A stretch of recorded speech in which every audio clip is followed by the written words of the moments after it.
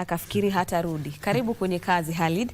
Lakini mtazamaji, kwingineko ni kwamba Naibu Rais Kithure Kindiki amewahakikishia wakazi wa kaunti ya Kitui kwamba serikali imeimarisha usalama kufuatia mauaji yaliyotokea katika maeneo ya Seikuru na Kathungu. Haya yanajiri baada ya watu 7 kuuawa na watu wanaodaiwa kuwa wafugaji wa ngamia na wengine 8 kuuawa kwenye mashambulizi ya kulipiza kisasi katika mzozo kwenye mpaka wa Garissa na Kitui.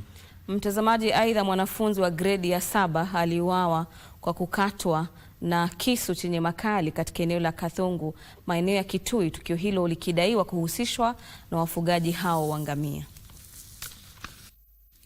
Akizungumza leo baada ya kuhudhuria kongamano la 3 la kila mwaka la halmashauri ya mashirika ya udhibiti katika chuo kikuu cha South Eastern Kenya, kaunti ya Kitui, Naibu Rais Kithure Kindiki amesema suluhisho la kudumu kwa mzozo huo linaweza kupatikana. I want to give the assurance to the people of Kitui that we will return normalcy and sustain normalcy.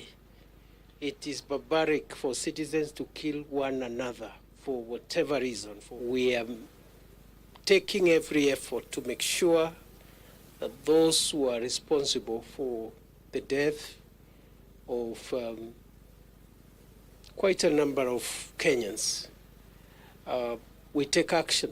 Aidha amesema tukio hilo lilitokana na uhalifu wanaotumia mzozo huo unaohusiana na mali asili kwa shambulia wa Kenya wasio na hatia.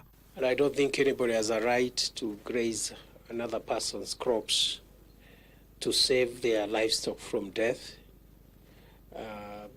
As much as saving livestock from death is a legitimate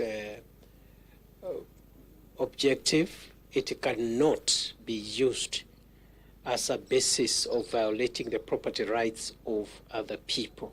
Kindiki ameonya kuwa yeyote atakayehusika katika mzozo huo, awe kiongozi wa kisiasa au afisa wa serikali, hatasamehewa. Even between there is a political leader or a member of government who is involved, that should not be a difficult thing, because you know crime is just crime. Vilevile ameahidi kuwa mashirika yote ya usalama yako macho kuzuia kujiri tena kwa mashambulizi hayo yaliyosababisha vifo vya watu 15 akiwemo mwanafunzi wa gredi ya 7 mwenye umri wa miaka 14. Giverson Maina, Darubini.